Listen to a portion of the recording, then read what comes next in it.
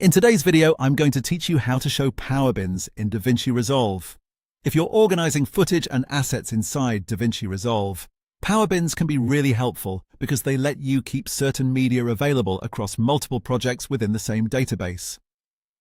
So if you've been trying to find that option and it's not currently visible, don't worry. This is a very quick setting to turn on, and once you know where it is, it only takes a few seconds.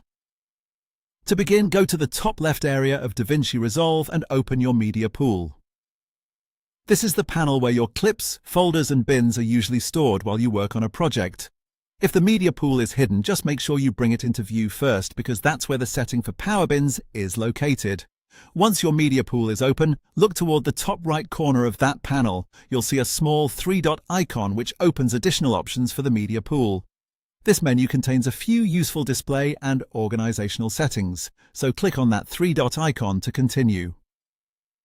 After the menu opens, look for the option that says Show Power Bins. Click that option, and as soon as you do, the Power Bins section will appear inside the media pool. That's it. The feature is now enabled and ready to use. If you don't immediately notice a big change, take a closer look inside the media pool panel, because the Power Bins area may appear as an additional section or folder in the bin list. From there, you can start placing shared assets into it so they're easier to access in other projects later on. A helpful tip is to use power bins for items you reuse often, such as logos, intro music, title elements, sound effects, or recurring graphics. That can save time and keep your workflow more organized, especially if you edit similar types of projects on a regular basis.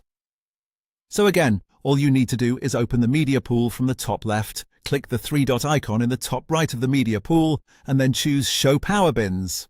Once enabled, you'll be able to work with them right away. And that's how to show power bins in DaVinci Resolve.